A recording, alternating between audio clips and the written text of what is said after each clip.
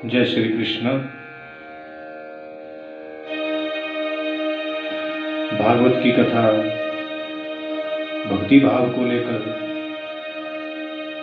आज 10वें दिवस में चल रही है। महाराजा परीक्षित को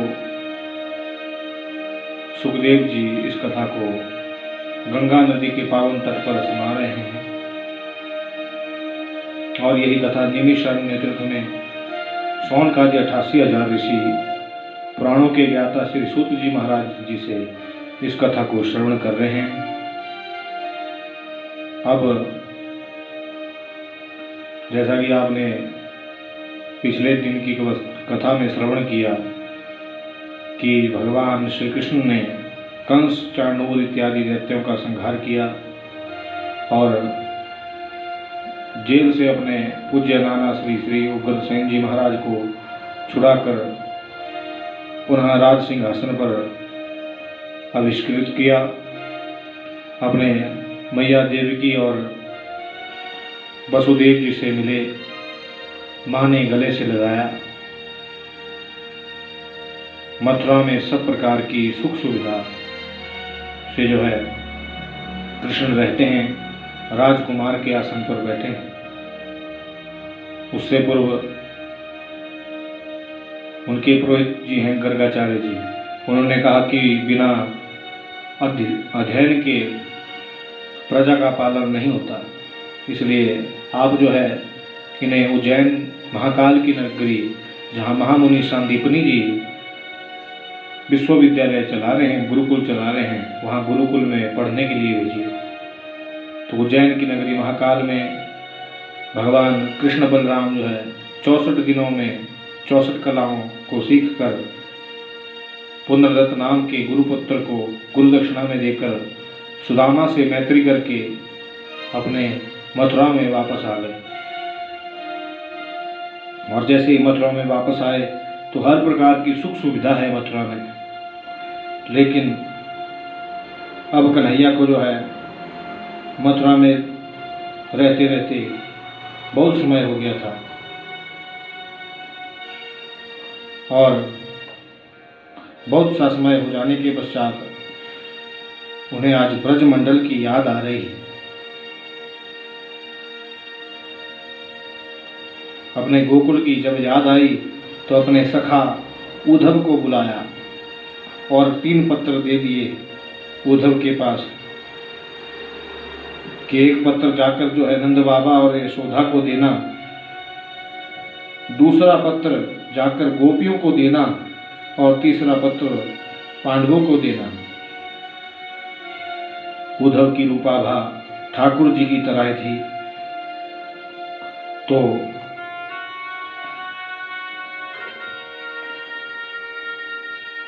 गोकुल में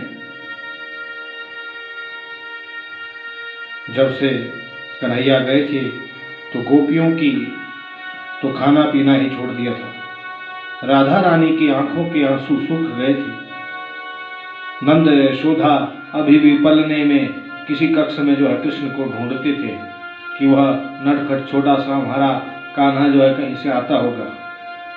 और क्या हाल था गोपियों का, कवि ने बड़ा सुंदर वर्णन किया है। कान्हा तेरी याद में,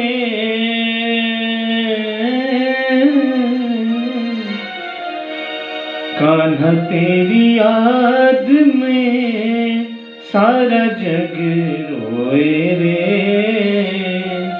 गोपियां भी रोई कान्हा वाले भी रोए, गोपियां भी रोए कान्हा ग्वाले भी रोए।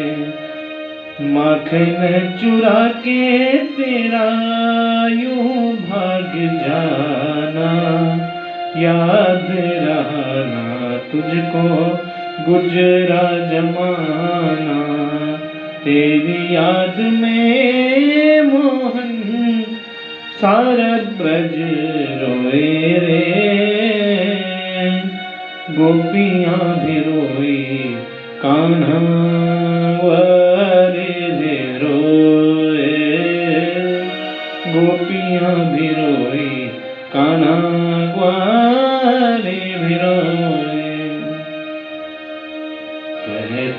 है गोपी रुक जाओ कान्हा, कहती है गोपी रुक जाओ कान्हा, छोड़ के गोकुल मथुरा न जाना, कहती है गोपी रुक जाओ कान्हा। कुंज है सोना सोनी है नगरी, कुंज है सोना सोनी है नगरी, उतरेगी कैसे यमुना में गगरी, उतरेगी कैसे यमुना में गगरी। मनमोहन तुम बंसी बजाना, कहती है गोपी रुक जाओ कान्हा, कहती है गोपी रुक जाओ कान्हा।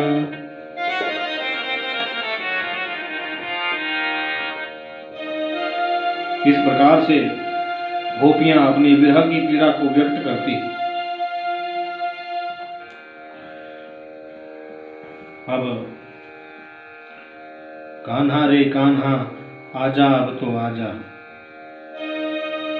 कान्हा रे कान्हा आजा अब तो आजा, मेरा दिल ये पुकारे आजा, कहीं मिलने मिलाने आजा, आजा आजा आजा ओ दीवाने आजा, ओ आजा ओ दीवाने आजा। इस प्रकार से अपनी दशा को व्यक्त करती। क्या दशा थी गोपियों की, गोकुलवासियों की। अपनी आंखों को उसी रास्ते पर लगाए रखते जहां से कन्हैया मथुरा गए थे। तो आज जब उद्धव को देखा जिसने कन्हैया की तरह वस्त्र धारण करके रखे थे कि देखो हमारे कन्हैया हमारे पास आ रहे हैं, दौड़कर गोपियां चली गई। लेकिन जब पास में पहुंची तो देखा कि ये कन्हैया नहीं, ये तो उसका बहरूपिया है। दौड़कर गोपियां चली गई, लेकिन जब पास में पहुंची तो देखा कि कन्हैया नहीं बल्कि उनका कोई मित्र आया है। जाकर के यशोदा मैया ने के पास चले गए और देखा कि ये तो पत्र दे दिया। उद्धव ने जाकर नंद बाबा ने कहा कि अरे उद्धव, हम कोई पढ़ना लिखना नहीं जानते, तू ही तो इसे पढ़कर सुना दे, क्या लिखा है हमारे कृष्ण ने। बस इतना ही सुनना था कि नंद बाबा यशोदा दोनों की आंखों से गंगा यमुना बहने लगी। तो कहा कि उद्धव चला जा, यहाँ से आंखों में जो प्यास है वो बड़ी बड़ी बातें लिखने से थोड़ी मिटेगी। तो उद्धव वहां से चले गए। दूसरा पत्र जब गोपियों को सुनाने लगा तो कह दिया गोपियों ने कि जो भगवान की दर्शन की अभिलाषा है वो तुम्हारे इन ज्ञान भरे शब्दों से पूर्ण नहीं होगी। हमारी आंखों की प्यास और मन में जो प्रेम की अग्नि जल रही है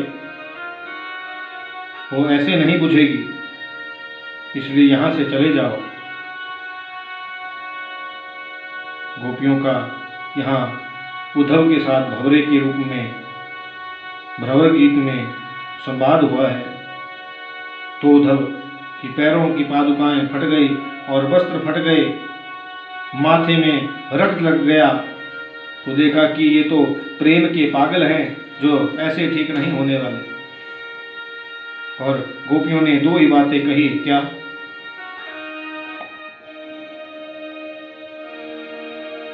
हम प्रेम दीवानी है, वो प्रेम दीवाना, हम प्रेम दीवानी है, वो प्रेम दीवाना। ऐ ऊधो हमें ज्ञान की, ऐ ऊधो हमें ज्ञान की पोथी न सुनाना, हम प्रेम दीवानी है, ओ प्रेम दीवाना। ये तो प्रेम की बात है ऊधो, बंदगी तेरे वश की नहीं है, यहाँ हृदय के होते हैं सौदे। ओ भक्ति इतनी सस्ती नहीं है, ये तो प्रेम की बात है ऊधो। ऐसे ऐसे भावों को व्यक्त करती तो आज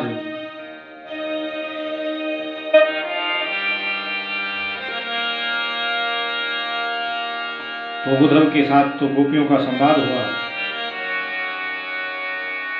उद्धव का कोई भी तर्क नहीं चला और हार करके अब पहुंच गया पांडवों के पास और पांडवों को भी पत्र दे दिया। तो उसमें लिखा था कि पांडवों, आपने जगत की भलाई के लिए यज्ञ करना है, जिसमें जितने भी ब्राह्मण आएंगे सबको भोजन करा के दान दक्षिणा देकर सभी को प्रसन्न करना है और वह यज्ञ मेरी अध्यक्षता में संपन्न होगा।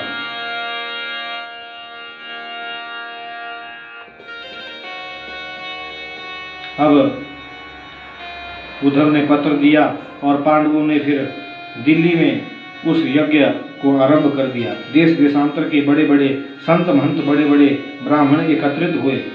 भगवान कन्हैया भी पहुंचकर धर्मराज युधिष्ठिर के चरणों में प्रणाम किया और पूछ लिया कि हे धर्मराज जी, सबको काम सौंप दिए, क्या मेरे लिए भी कोई काम रखा है?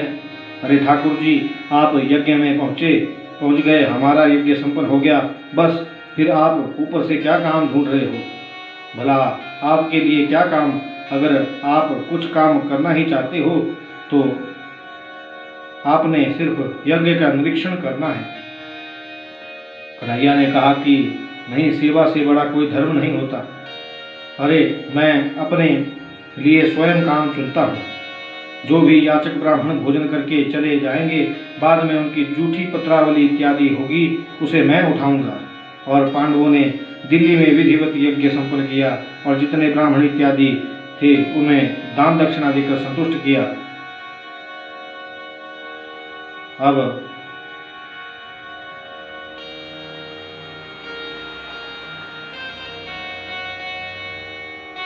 अर्जुन और भीम को साथ में लेकर भगवान ब्राह्मण का वेश धारण करके जरासंध के द्वार पर पहुंचे। जरासंध का प्रतिदिन का नियम था कि 12 बजे तक ब्राह्मणों को अपनी प्रजा में दान बांटता था। तो द्वार के प्रहरी ने कहा कि महाराज, अभी 3 ब्राह्मण द्वार पर दान देने को रह गए हैं। जरासंध वापस जा रहा था कि द्वार पर वापस मुड़ गया कि चलो इन्हें भी दान देता हूं। जब देखा तो पहचान गया कि अरे ग्वाले ब्राह्मण का बनकर आया है, अरे आज तू मेरे दान में मुझसे मृत्यु भी प्राण भी मांगेगा तो मैं संकोच नहीं करूंगा। एक तो ये अर्जुन है, दूसरा भीमसेन है, मांगो क्या मांगते हो? कन्हैया ने कहा कि देखो जरासंध, वैसे तो हम तेरे प्राण लिए बिना यहाँ से जाएंगे नहीं, लेकिन हाँ, मांग कर तेरे प्राण नहीं बल्कि युद्ध करके तेरे प्राण लेंगे। हम तीनों में से जिस किसी के साथ तेरी युद्ध करने की इच्छा हो, तू युद्ध में उसे ललकार सकता है। अरे ग्वाले, तू तो रण छोड़ है, और रही इस अर्जुन की बात तो तुझे प्राणों से ज़्यादा प्रिय है। मेरी एक गदा लग जाएगी और ये मर जाएगा। लेकिन हाँ, भीमसेन बलवान भी है और मेरे साथ युद्ध करने की इच्छा भी रखता है। तो भीमसेन के साथ जरासंध का 27 दिनों तक युद्ध चला। तो भीमसेन के पास बल तो ज़्यादा था, लेकिन जरासंध जो है दाव पेच गदा युद्ध में ज़्यादा पारंगत था। आज जरासंध 26वें दिन छाती पर बैठ गया तो भीमसेन कन्हैया की ओर देखने लगा कि भगवान को पता था कि भीमसेन अपने को बड़ा बलवान समझता है, लेकिन आज इसका सारा अभिमान टूट गया है। तो भगवान ने अपना मुख दूसरी तरफ कर दिया और उसकी ओर देखा ही नहीं तो सूर्य उदय से युद्ध शुरू होता और अस्त पर समाप्त हो जाता। शाम को जब युद्ध समाप्त हुआ तो भीमसेन ठाकुर जी के चरणों में पढ़कर कहने लगा कि प्रभु, कल के युद्ध में मैं युद्ध करने नहीं जाऊंगा। अरे क्यों? ये तो वृद्ध है और तुम जवान हो और तुम्हारे पास तो बहुत बल भी है। प्रभु, मैं भी ऐसा ही समझता था कि बूढ़ा मुझे क्या हराएगा, लेकिन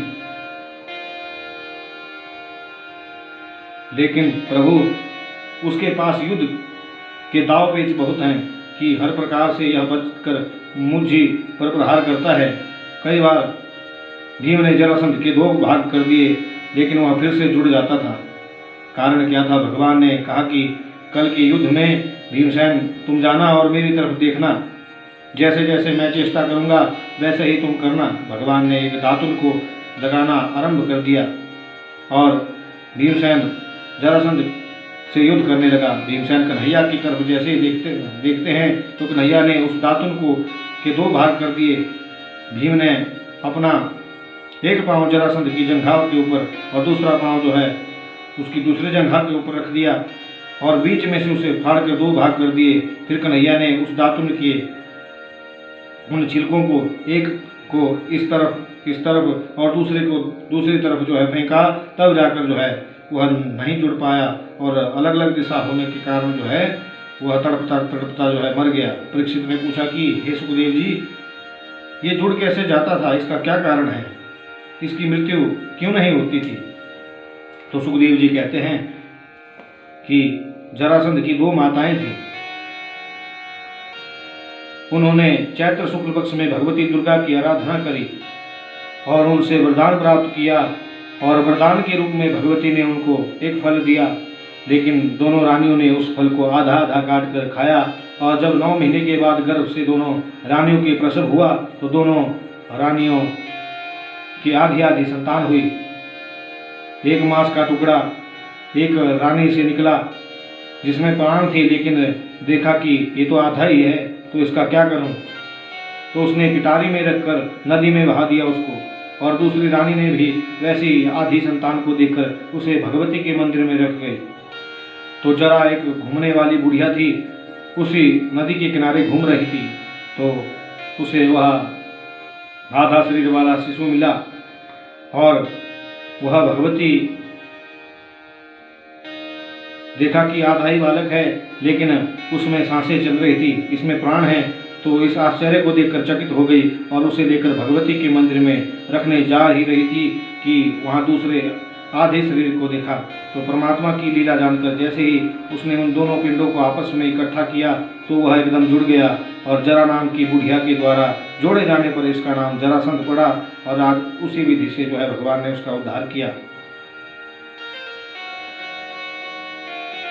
अब जो है भगवान, कल आपने सुना था कि भगवान के विवाह की बात भी करेंगे। आज विवाह की कथा में प्रवेश करते हैं।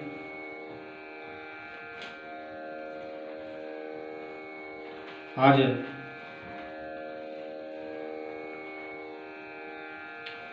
अब जब कंस का प्राणांत हो गया, जरासंध का भी प्राणांत भगवान ने कर दिया। अब आगे चलकर जो है रुक्मणी के साथ भगवान का विवाह होना था। विश्वकर्मा के द्वारा भगवान ने द्वारिकापुरी का निर्माण करवाया। मैं दानव के साथ विश्वकर्मा ने सोने की द्वारिका बनाई। जब मथुरा वासियों को भगवान ने वहाँ ले गए और सब और इधर उधर देखते हैं और देखते क्या है कि यहाँ तो कोई द्वार ही नहीं है। फिर कहने लगे द्वार कहाँ है, द्वार कहाँ है? इसलिए उस नगरी का नाम द्वारिका हुआ। द्वारिका में और द्वारिकाधीश रहते हैं। रुक्मणी का विवाह उसके भाई रुक्मी ने जो है अपने मित्र शिशुपाल से करवाना चाहता था। रुक्मणी को पता चल गया कि भगवान उस गुफा से बाहर निकलकर अपनी द्वारिका में वापस आ गए हैं, तो ब्राह्मण को पत्र लेकर लेकर जो है भगवान के पास भेज दिया, जिसमें लिखा था क्या, मैं दीवानी तेरी तू है मोहन मेरा, मेरी बिगड़ी बनाना तेरा काम है। मैं जिंदा रहूंगी या मर जाऊंगी, बदनाम तुम्हें मैं कर जाऊंगी। होगी बदनामी किसकी ये तुम सोच लो, अब आना ना आना तेरा काम है। मैं दीवानी तेरी तू है मोहन मेरा, मेरी बिगड़ी बनाना तेरा काम है। जब ऐसा पत्र में लिखा था, भगवान ने, जब ब्राह्मण ने भगवान के समक्ष उस पत्र को पढ़ा, जिसमें लिखा था कि हे कृष्ण कन्हैया, मैंने आपको बचपन में देखा था और आपको, मुझे आपसे उसी समय प्रेम हो गया था। मैंने आपके गुणों को ही सुना है, देखा नहीं है कभी युवावस्था में आपको। तो अब मेरा भाई रुक्मी जो है अपने मित्र दुष्ट शिशुपाल से मेरा विवाह कराना चाहता है, लेकिन मैं तो आपसे प्रेम करती हूँ। मैं जहर खा लूँगी, मैं विष खा लूँगी, लेकिन आपके सिवाय किसी से विवाह नहीं करूँगी। तो फिर क्या, रुक्मणी के यहाँ विवाह में माता गौरी का पूजन हो रहा था। कन्हैया तत्काल वहाँ पहुँचे और जैसे एक गिद्ध पक्षी जो है शिकार और पल भर में झपट पड़ता है, वैसे ही भगवान ने भी रुक्मणी को पकड़ा और रथ पर बिठाया और वहाँ से चल पड़े। पीछे से दौड़ता हुआ उसका भाई रुक्मी कहता है, अरे रुक जा रे ग्वाले, जैसे एक कुत्ता रोटी का टुकड़ा लेकर चुपचाप ले जाता है, वैसे ही मेरी बहन को ले जा रहा है, तो मैं तुझे सावधान करता हूँ। भगवान ने रथ को रोका और एक बाण चलाया, उसका रथ टूट गया। जब दूसरा बाण छोड़ने लगे तो रुक्मणी ने पांव पकड़ लिए कि मेरा भाई है, आपका साला है, स्वामी से क्षमा करो।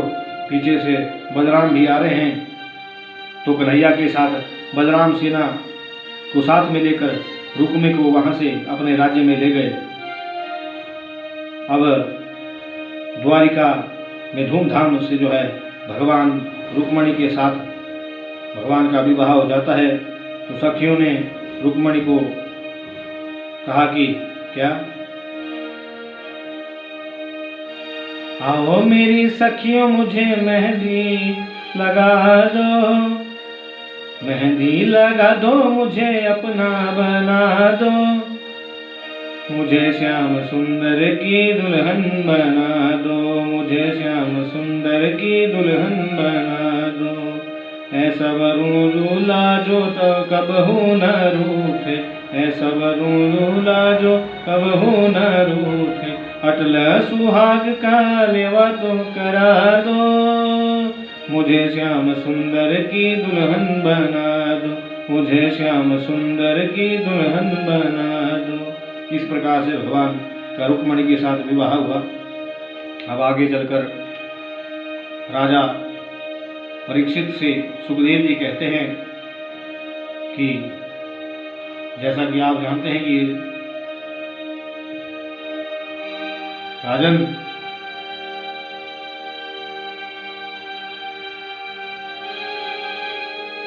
कि रुक्मणी का जब विवाह भगवान के साथ संपन्न हो गया, अब आगे पूर्व समय में इस धरा के ऊपर महाराजा सत्राजीत हुए, जो भगवान सूर्य नारायण के अनन्य भक्त थे।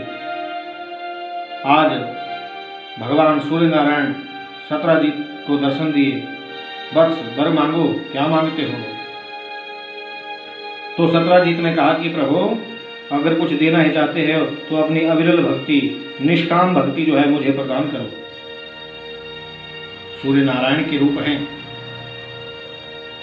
आज सूर्य भगवान जब वर देने को तैयार हुए तो सूर्य नारायण ने कहा, देखो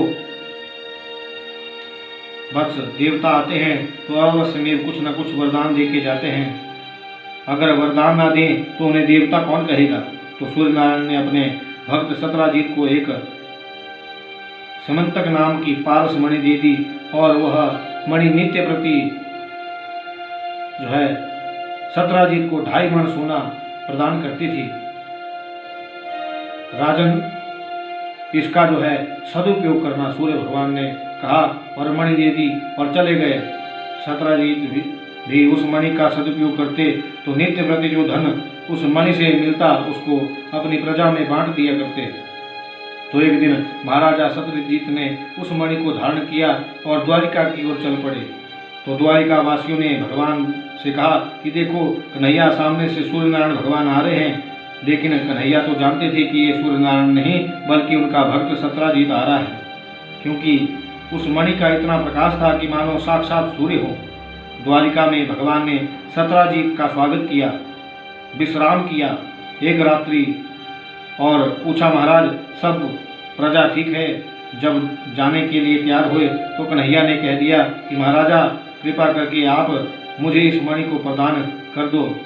सत्राजीत ने कहा कि कन्हैया, मैं जानता हूँ कि इस मणि से जो धन मिलेगा आप उसको परोपकार में लगाएंगे, लेकिन देखो ना, ये मेरे इष्ट देव की दी हुई भेंट है। किसी भी व्यक्ति की दी हुई भेंट को जो है दूसरे को नहीं दिया जाता, और मैं चाहकर भी आपको यह मणि नहीं दे सकता। जब मेरे इष्ट सूर्य नारायण मिलेंगे तो क्या समझेंगे कि देखो, मेरे इस भक्त ने मेरी भेंट को तुच्छ घटिया समझकर जो है दूसरे को दे दिया। इसने इसका कोई आदर नहीं बल्कि मेरा सूर्य भगवान इसका तिरस्कार समझेंगे। यह कहकर सत्राजीत वहाँ से चले गए। तो एक दिन की बात है कि सत्राजीत का छोटा भाई था जिसका नाम था प्रसेनजीत, और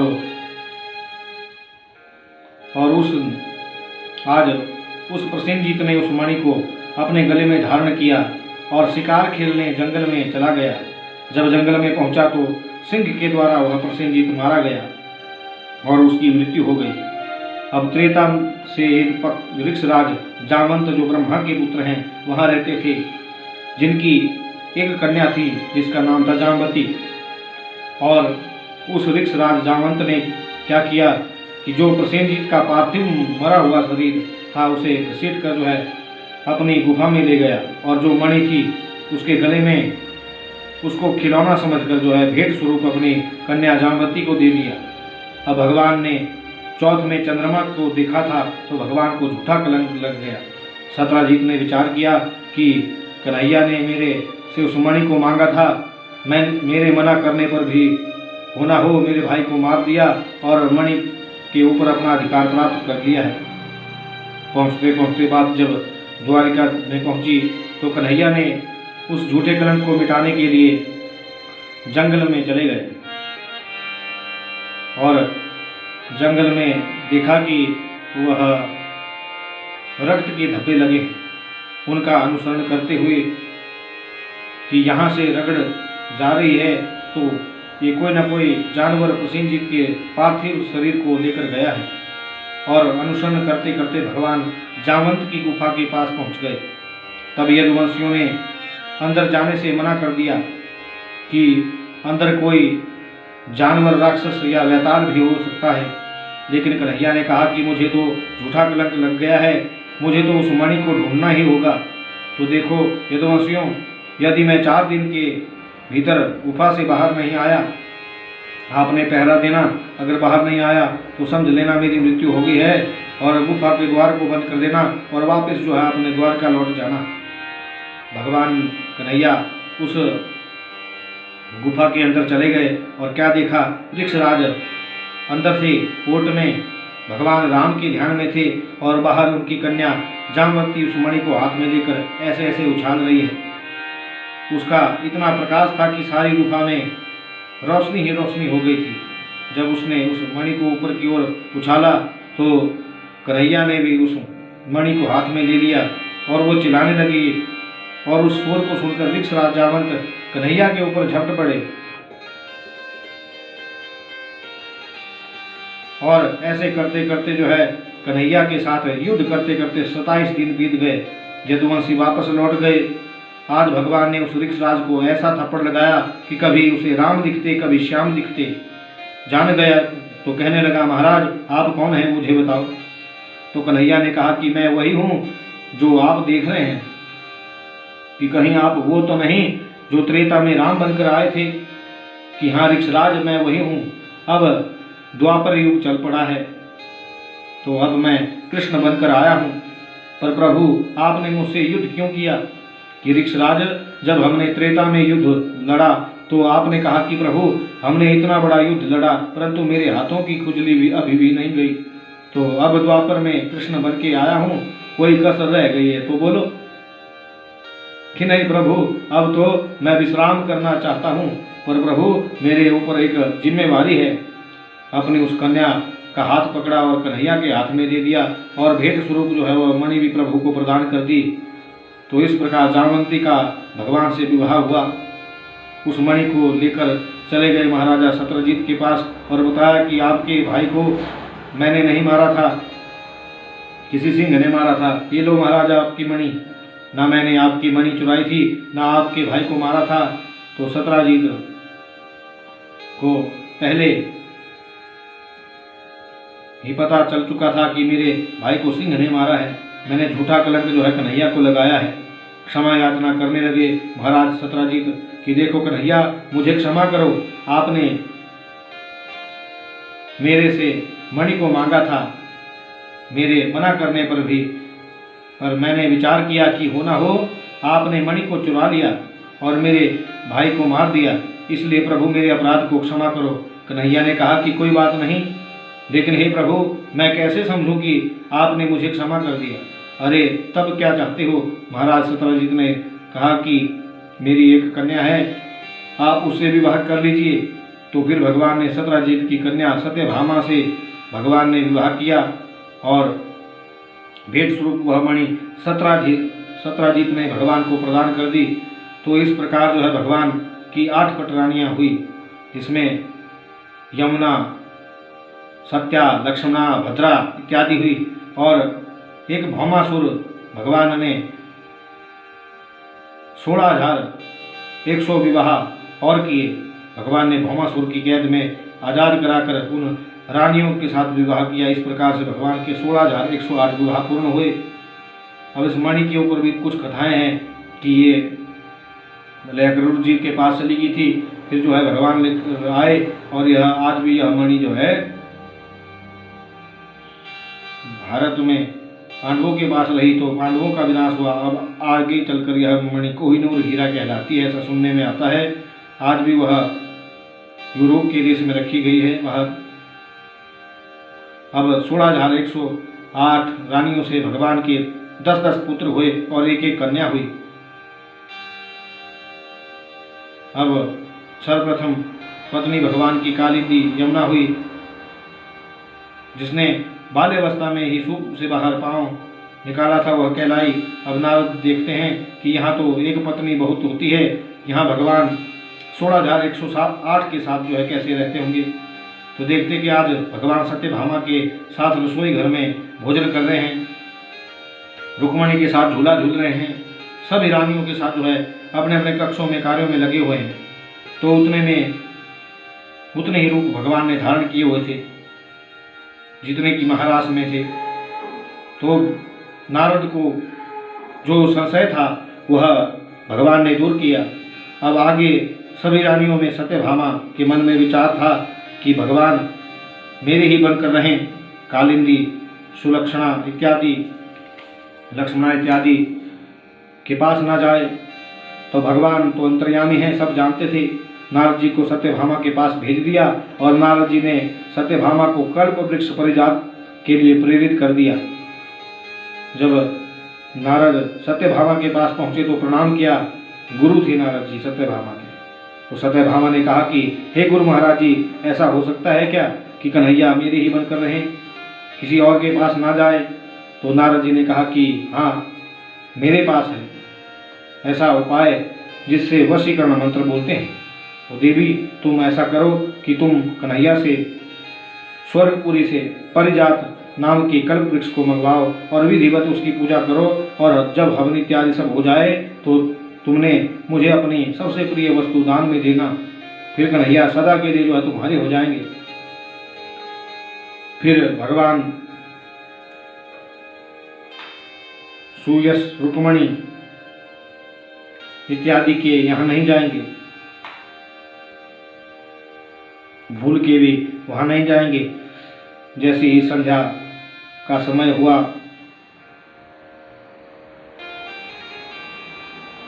तो भगवान को सत्यभामा ने देखा तो पास जाकर कह दिया कि स्वामी, मेरी एक छोटी सी प्रार्थना है कि मैंने आपकी लंबी आयु के लिए एक व्रत रखा है, लेकिन उस व्रत में कल्प वृक्ष की पूजा करनी पड़ती है, तो आपने मेरे लिए स्वर्ग से थोड़ी घड़ी के लिए कल्प वृक्ष को लाना है। समझाया कन्हैया ने कि देवी सत्यभामा, स्वर्ग की संपदा स्वर्ग में ही अच्छी लगती है, मृत्यु लोक में इसका कोई सत्कार नहीं करेगा, उसका प्रभाव नहीं रहेगा। लेकिन मान ही ना कि नहीं स्वामी, मैंने तो व्रत रखा है। भगवान ने कहा चलो ठीक है। तो स्वर्ग में जाकर कन्हैया कल्प वृक्ष ले आए और नारद जी सत्यभामा के पुरोहित बन गए और विधिवत पूजन इत्यादि करवाया। और नारद जी ने कहा कि देवी, मैंने कहा था ना कि सारी विधि होने के बाद तुमने सबसे प्रिय वस्तु जो है मुझको दान देनी है। तो हाथ में सत्यभामा के जल दे दिया और साथ में कुशा और पूछा कि कर दूं संकल्प कि अभी भी विचार कर लो कि नहीं नारद जी, मैंने पक्का मन बनाया है। मैं पंच महाभूतों, माँ पृथ्वी, परपिता परमात्मा को साक्षी मानकर मैं अपनी सबसे प्रिय वस्तु देवर्षि नारद को दान करती हूँ। जब संकल्प का जल नारद जी के हाथ में छोड़ा तो नारद जी ने पूछा कि सत्यभामा, अब मुझे ये बताओ कि संसार में तुम्हें सबसे ज़्यादा प्रिय क्या है, कि सबसे अधिक प्रेम तुम किससे करती हो? कि कन्हैया से। और सबसे प्रिय तुम्हें कौन है? बोले ठाकुर जी। अरे सत्यभामा, तो आज तो तुमने मुझे कन्हैया को ही दान में दे दिया है। उठो कन्हैया, जाओ मेरे लिए चटनी पीस कर लाओ। नारद जी कहने लगे। अन्य रानियां भी वहां पर आ गई और ये क्यों जाएगी चटनी पीसने, ये क्यों जाएंगी चटनी पीसने? हम पीसेंगे नारद जी। कि नहीं, कन्हैया मेरा दास है, सेवक है, तुम्हारी बहन ने इसको मुझे दान में दिया है। कन्हैया चटनी पीसने लगे। अन्य देवियां सत्यभामा से कहती हैं, अरे सत्यभामा, जितना अधिकार कन्हैया पर तेरा था उतना अधिकार मेरा भी है, हमारा भी है। तूने अकेले ही जाकर कन्हैया को दान कर दिया, तो देवर्षि नारद आप ही बताएं कि हमारे कन्हैया इस दासत्व से कैसे मुक्त होंगे। देवियों, अब आपको भगवान का तुलादान करना पड़ेगा। तो वह तुलादान करने को तैयार हो गई। सखियां क्या करती है कि मेरे ठाकुर जी को एक पलने में, एक तराजू के एक पलड़े में डाल देती है और दूसरी तरफ जो है जितने भी संसार के साधन हैं, अपने हीरे जवाहरात, अपने आभूषण इत्यादि डालने लगी और कहती हैं, तन मन धन सारा देना, ओ श्याम सजाने न देना। तन मन धन सारा देना, ओ श्याम सजाने न देना। जाने न देना श्याम, जाने न देना, जाने न देना श्याम, जाने न देना। सखियां दे भर आए नैना, ओ श्याम सजाने न देना। तन मन धन सारा देना, ओ श्याम सजाने न देना। चल दे फिर दे नारद जी आए, श्याम जी को देख के हौले मुस्काए। सखियां दा मन ले तू कहना, ओ श्याम सजाने न देना। तन मन धन सारा देना, ओ श्याम सजाने न देना। तुलसी दा एक पत्ता मंगाया, पत्ते विच श्री श्याम लिखवाया। पत्ते नूं पलड़े विच पाया, पलड़ा बराबर होया, ओ श्याम सजाने न देना। इस प्रकार से जो है तन मन धन देकर जो है ठाकुर जी का तुलादान सखियों ने किया, संपन्न हुआ और सत्यभामा का भी अभिमान दूर हो गया कि भगवान के ऊपर सबका एक बराबर अधिकार होता है। अब कन्हैया को मथुरा में राज्य करते करते, द्वारका में राज्य करते करते बहुत समय हो गया और अब जब रुक्मणी से पता चला, कई सभासदों से पता चला कि एक नकली द्वारकाधीश बन के बैठा है जिसका नाम था पौंड्रक। तो वह अपने आप को जो है भगवान मानता था। तो भगवान वासुदेव ने उसका भी अंत किया। अब आगे बाल्यकाल में सांदीपनी मुनि के यहाँ श्री कृष्ण बलराम ने एक सखा से मैत्री की थी जिसका नाम था सुदामा। बड़े पवित्र भाव वाला ब्राह्मण जिसके मुख में सदा हरे कृष्णा यही शब्द रहते थे। इतनी गरीबी पड़ी लेकिन उसने श्वास पर श्वास प्रभु का नाम लेना नहीं भूला। प्रत्येक श्वास में जपता ही रहता था। पत्नी का नाम था सुशीला, कोई वसुंधरा भी कहते हैं, और 4 बालक थे। नित्य भिक्षा के लिए गांव में जाता लेकिन दिन में केवल 5 ही घर मांगते।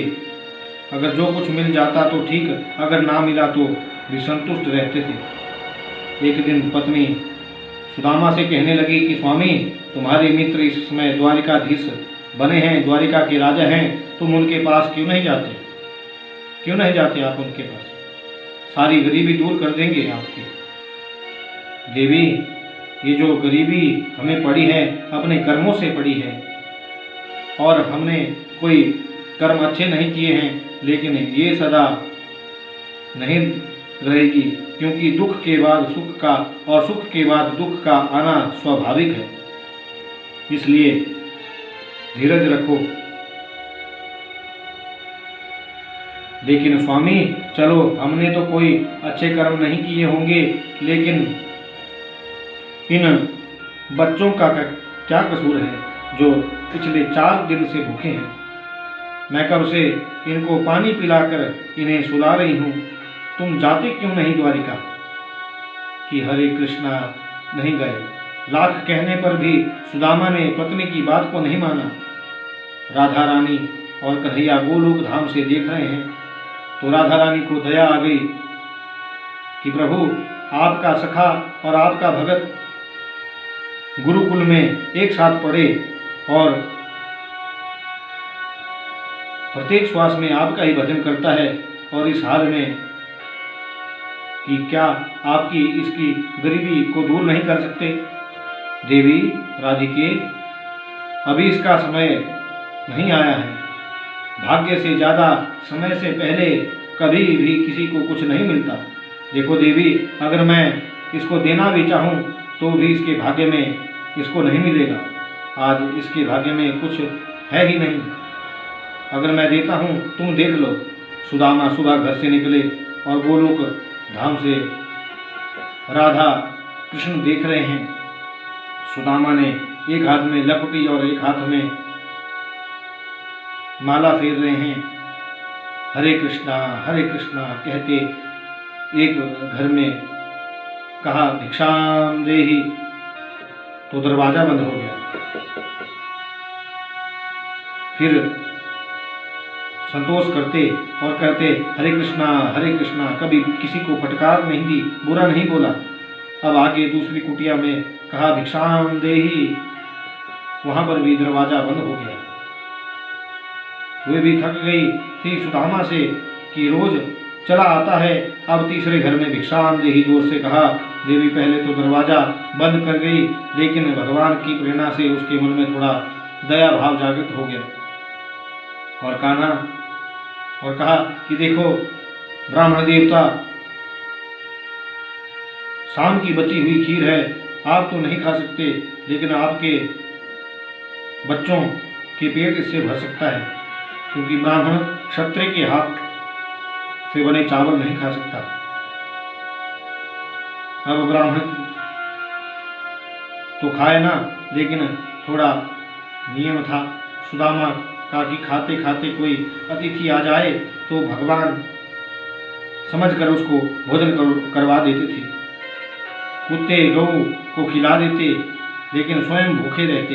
ये तो बाल्यकाल अवस्था में उनसे एक गलती हो गई थी कि गुरुकुल के समय ठाकुर जी का भाग खा गए थे, और सुदामा को ये पता था कि ये चोरी किए हुए चेवड़े हैं, अगर इनको मेरा कृष्ण खाएगा तो ऋषि ने श्राप दिया है, उस खाने वाले को गरीबी पड़ेगी।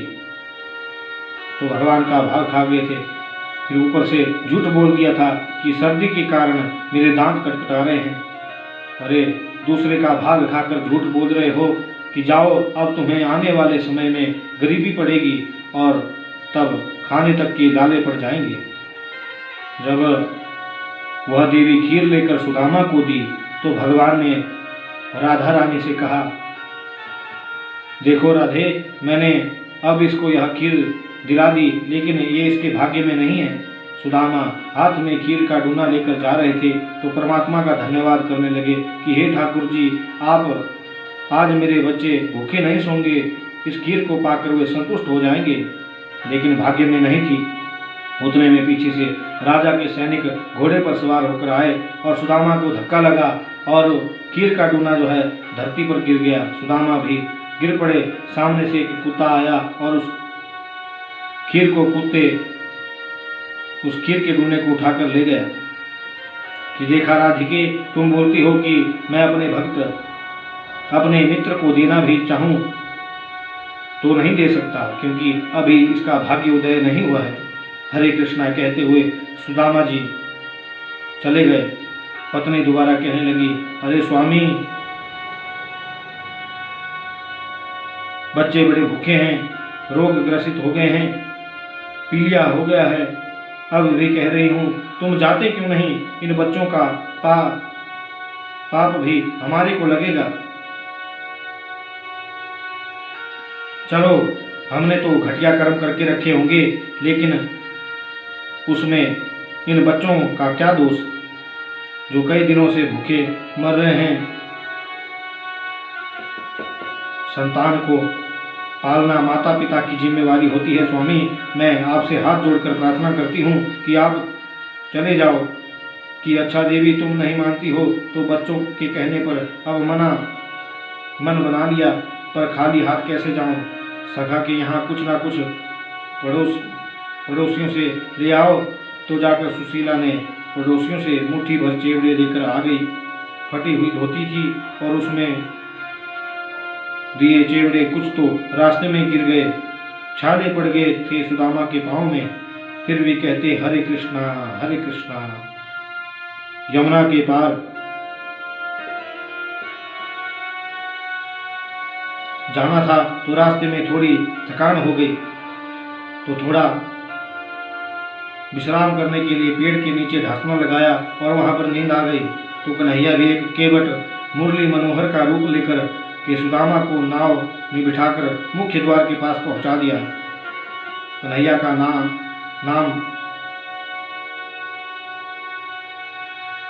कन्हैया का प्रतिदिन का नियम था कि कोई भी मेरे यहाँ याचक आए तो उसे बिना किसी रोक टोक के सम्मान पूर्वक जो है अंदर लाया जाए।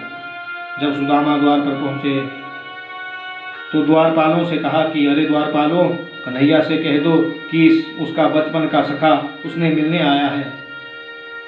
अरे फटी हुई धोती, फटे हुए कपड़े और कन्हैया को अपना मित्र बता रहा है। हंसने लगे सभी द्वारपाल। विचार किया कि यह तो झूठ बोल रहा है, लेकिन प्रभु ने कहा रखा था कि कोई भी हो उसे मेरे राज्य में आने दिया जाए। तो चले गए अंदर और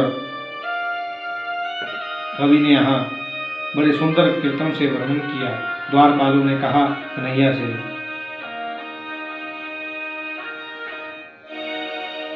अरे द्वारपालों, कन्हैया से कह दो,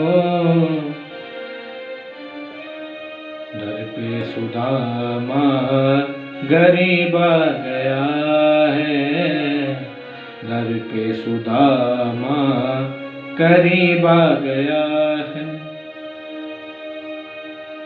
इस प्रकार से कीर्तन हुआ। देखी सुदामा पानी परात को हाथ छूयो नहीं, नैनन के जल से पग धोए, देखी सुदामा की दीन दशा, करुणा करके करुणा निधि रोए। इस तरह सुदामा कन्हैया से मिले तो पूछ लिया कि सखा, तुम खाली हाथ तो नहीं आए होंगे, कुछ ना कुछ भाभी ने जरूर मेरे लिए भेजा होगा। तो सुदामा ने देखा कि यहाँ तो ठाकुर जी 56 भोग लगाते हैं, तो अपनी मुट्ठी भर चेवड़े कैसे दूं, तो अपनी उस धोती की थैली को छुपाने लगे। अरे सखा, तुम्हारी अब तक छुपाने की आदत नहीं गई। तो छुड़ा लिया उस पोटली को और जो चेवड़े थे एक ही मुख में ग्रास डाला तो स्वर्ग की जितनी भी संपदा थी सुदामा की झोली में डाल दी। दूसरा ग्रास जब डालने लगे तो रुक्मणी ने भगवान का हाथ पकड़ लिया कि प्रभु, भक्त के प्रेम में विवश होकर क्या अब 3 त्रिलोकी का सिंहासन सुदामा को दे दोगे, हमें भी सुदामा की दासी बना दोगे। तो इस तरह विश्वकर्मा को भगवान ने प्रेरणा दी कि जाओ सुदामा की उस कुटिया को महल में परिणित कर दो। जब विश्वकर्मा जी वहां पहुंचे कि मुझे कन्हैया ने भेजा है तुम्हारी कुटिया को महल बनाने के लिए, तो सुशीला ने पूछा कि मेरे ही महल बनेंगे या मेरे पड़ोसियों के भी? अरे ऐसा तो कन्हैया ने कुछ नहीं कहा, सिर्फ तुम्हारी कुटिया को महल बनाने को कहा है। अरे रहने दो महाराज, अगर मेरी पड़ोसी कुटिया में रहेंगे तो मैं भी कुटिया में रहूंगी। तो भगवान का ध्यान किया विश्वकर्मा ने, तो भगवान की आज्ञा से फिर सुदामा नगरी को बनाया गया। विश्वकर्मा ने सबको एक सम्मान महल बना दिए और इधर सुदामा को द्वारिका में रहते रहते काफ़ी समय हो गया, बहुत दिन हो गए। रहते रहते फिर याद आ गई कि अब मुझे चलना चाहिए। ठाकुर जी से कहा कि कन्हैया, अब मुझे चलना चाहिए। तो कन्हैया ने कहा कि सखा ठीक है, नहीं तो कुछ दिन और रुक जाते, रह लेते। नहीं नहीं सखा, अब बहुत दिन हो गए हैं, मेरे परिवार वाले मेरी राह देख रहे होंगे, अब मुझे चलना चाहिए। कि ठीक है सखा, तो भाभी के चरणों में मेरा प्रणाम कहना कि ठीक है कन्हैया, मैं जरूर कहूँगा। थोड़े से आगे चले, फिर मन में विचार आया कि कन्हैया ने मेरी दशा नहीं देखी कि मेरे फटे पुराने वस्त्रों से मेरी गरीबी नहीं देखी, कुछ मांगने तो नहीं आया है। यह देखकर भी कन्हैया ने मुझे कुछ नहीं दिया। अंदर ही अंदर सोच रहे हैं सुदामा। पीछे मुड़कर फिर देखा कि शायद याद ना रही हो, दोबारा पीछे मुड़ जाऊं तो कन्हैया, तो मैं जा रहा हूँ फिर। कन्हैया ने कहा हाँ हाँ ठीक है सखा, बीच बीच में आते रहना। जाते जाते विचार करने लगे कि हे परमात्मा, मेरे भाग्य में गरीबी ही लिखी होगी। मन में संतोष रख लिया, पर कन्हैया को दया भी नहीं आई कि बेचारा फटे पुराने वस्त्रों को लेकर मेरे यहाँ मांगने को आया था, लेकिन मांगा नहीं। हरे कृष्णा कहते हुए चले गए अपनी घर की तरफ। जब पहुँचे तो वहाँ महल ही महल और रास्ते में फूल बिछाए हुए थे।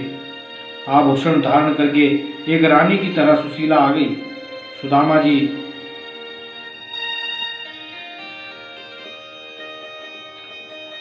जी ने देखा कि पता नहीं मैं किसी गलत जगह तो नहीं आ गया। मेरे तो एक झोपड़ी हुआ करती थी, पता नहीं वो भी कहाँ चली गई, या राजा या डाकुओं ने आकर यहाँ सबको भगा दिया होगा और अपनी नगरी बसा ली होगी।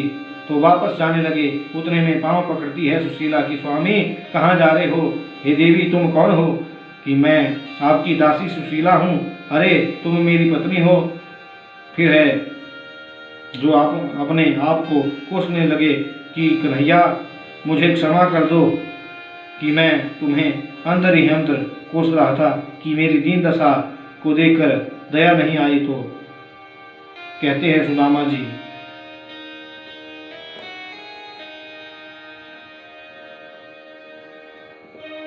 श्याम हमारे ऐसे हैं जो बिन मांगे दे जाते हैं।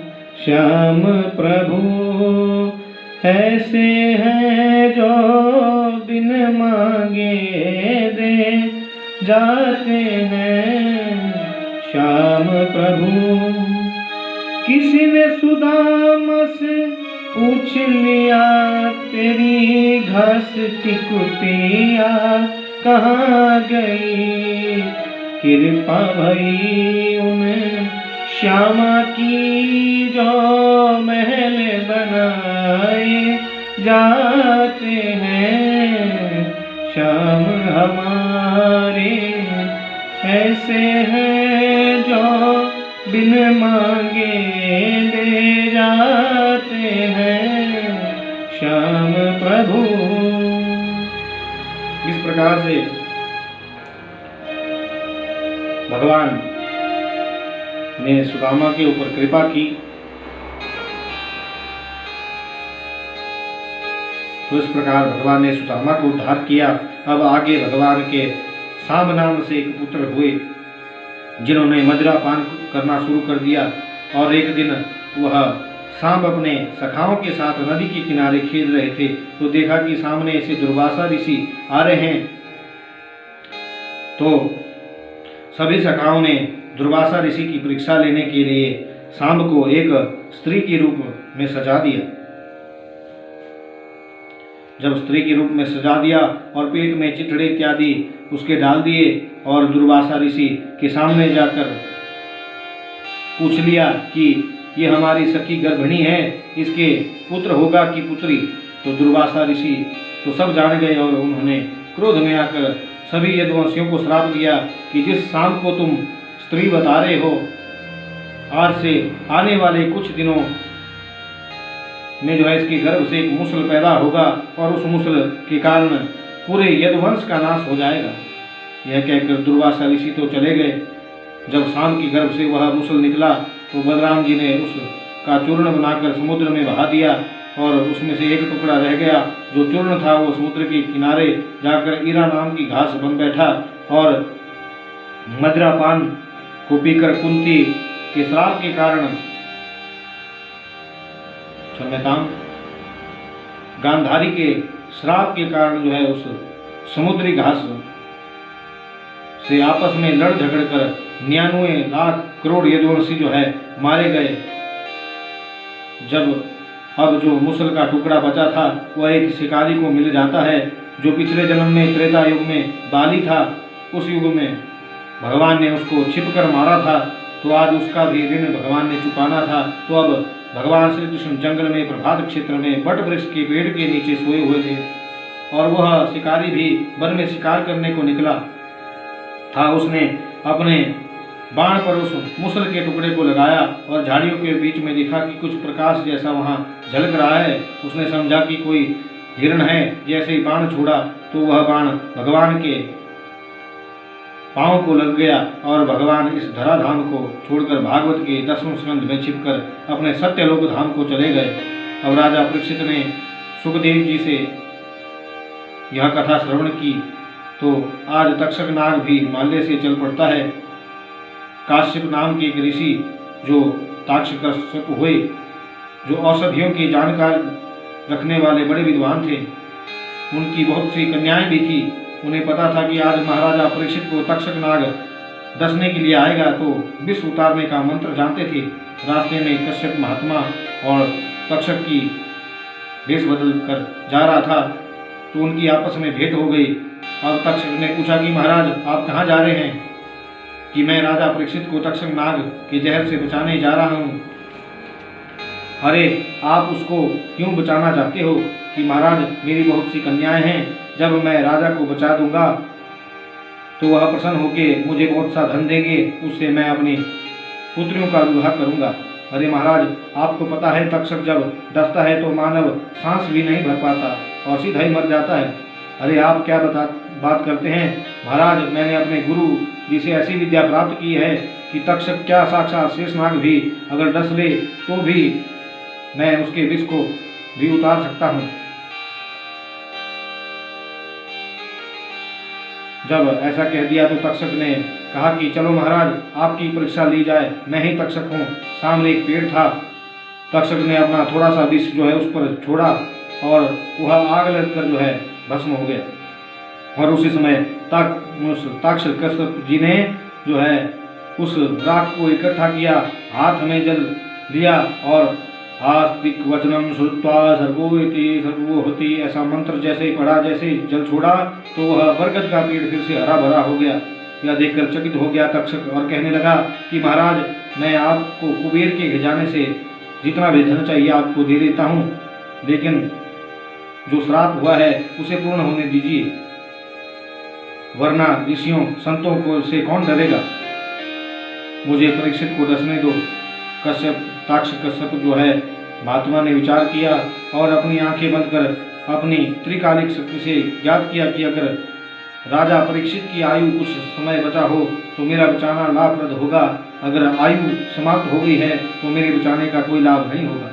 तो देखा कि परीक्षित जी की तो कुछ ही घड़ियां शेष बची थी, मृत्यु निश्चित थी। तो तक्षक ने कश्यप महात्मा से संधि कर ली और कुबेर के खजाने से धन दिलाया। अब तक्षक नाग फूल की टोकरी में जाकर छोटे से कीड़े का रूप धारण कर लेता है। तक्षक नाग के स्वागत के लिए राजा परीक्षित ने पूरे महल को सजाया हुआ है। सुखदेव जी ने पूछा कि राजन, मैंने तुम्हें यह कथा 12 स्कंद में विधिवत सुना दी है, क्या तुम्हें अभी उस काल का भय है? काल रूपी सर्प वह मुझे डसेगा, मैं मर जाऊंगा। तो परीक्षित ने कहा कि नहीं महाराज, अब मुझे उस काल का कोई भय नहीं है, क्योंकि अब मैंने सत्य रूपी सत्संग को पी लिया है। अब कृष्ण मेरे साथ है तो मुझे किस बात का भय। तो सुखदेव जी ने व्यासपीठ पर भागवत जी की पूजा करवाई, अपनी पूजा करवाई और दान दक्षिणा सब वहीं छोड़कर सुखदेव जी, राजा परीक्षित ने सब कुछ दिया, लेकिन सुखदेव जी ने कुछ भी ना दिया और जो है रमते हुए जोगी की तरह आंखों में से आंसू परीक्षित के बहने लग जाते चरण पकड़ लिए कि हे गुरु महाराज जी, आपने बड़ी सुंदर कथा मुझे सुनाई जो इस भवरूपी सागर को पार लगाने वाली है। और सुखदेव जी के बारे में राजा परीक्षित जी कहने लगे, जब जाने लगे सुखदेव अखियां छम छम बरसे, जाने लगे सुखदेव अखियां छम छम बरसे। राजा परीक्षित द्वार खड़े हैं, जो कृष्ण कथा हमने तुमसे कही है, लगाओ हरि से सच्ची प्रीत, अखियां छम छम बरसे, जाने लगे सुखदेव अखियां छम छम बरसे। इस प्रकार से तो सुखदेव अपने आश्रम को चले गए। अब फूलों की टोकरी में छोटा सा कीड़ा बनकर फूलों की माला में तक्षक नाग लिपटा है, और जैसे ही वह टोकरी राजा परीक्षित के कक्ष में पहुंचती है तो राजा परीक्षित अपने कृष्ण कन्हैया की मूर्ति के सामने भागवत भगवान की कथा सुनकर अपनी आत्मा को परमात्मा में रमण करा रहे हैं, और टोकरी से निकलकर तक्षक नाग एक अजगर का रूप धारण करता है। जैसे ही डसने लगता है, लेकिन राजा परीक्षित ने तो पहले ही प्राण को अपान को व्यान को समान ब्रह्मरंध्र के द्वारा जो है पहले ही अपनी आत्मा को परमात्मा का ध्यान करके अपने पार्थिव शरीर को छोड़ दिया, और दिव्य पुष्पक विमान पर बैठकर राजा परीक्षित इस धराधाम को छोड़कर भगवान के गोलोक धाम को चले जाते हैं। भगवान ये जो कथा आपने 10 दिवस तक श्रवण की, यह हमें भगवान की कृपा, गुरुजनों और संतों के आशीर्वाद से हमने स्वयं लिखित स्वयं बनाई है, जो आपके सामने अकिंचन कथा प्रस्तुत की। अधिकांश भागवत की कथाओं में, पुराणों की कथाओं में आजकल ऐसा है कि गाना बजाना बहुत होता है, इसलिए थोड़ा थोड़ा बीच में कीर्तन करते रहे राम कृपा से। अब अत्यधिक हमें आता नहीं है, हम ऐसे ही जिज्ञासु और पिपासु बनकर सीखते रहेंगे। हमें भगवान का सहारा पहले है, और आप सभी का भी बहुत बहुत धन्यवाद जो इस कथा में आप सोशल मीडिया के माध्यम से जुड़े हैं। अब जो भी आगे की कथा के, भागवत के, शिव पुराण के, अन्य पुराणों के जितने भी कोई प्रसंग होंगे, वो थोड़ा थोड़ा वीडियो बनाकर जो है सोशल मीडिया के माध्यम से आप तक पहुंचाया जाएगा। आज से भागवत की कथा पूर्ण होती है। इसके पश्चात जो है देवी भागवत कहता है, सत्यम कहता है कि राजा परीक्षित की सर्प के काटने के द्वारा मृत्यु हुई थी, तो सर्प शत्रयज्ञ जो है उनके पुत्र जन्मेजय ने किया, इरावती के पुत्र जो हुए और सर्पों की आहुति होने लगी। वहाँ से जो है देवी भागवत आरंभ होता है। लेकिन हमें अभी भागवत को ही पूर्ण करना है। किन प्रकार जो भी उसमें वर्णित है, जो गुरुजनों से, संत महात्माओं से हमने ज्ञान प्राप्त किया है, वो आपके समक्ष रखना है। इसके पश्चात कहीं भविष्य में हमारी कथा होती है, ठाकुर जी की कथा होती है हमारे मुखारविंद से, तो आपको लाइव या वीडियो रिकॉर्डिंग के माध्यम से आप तक पहुंचाई जाएगी।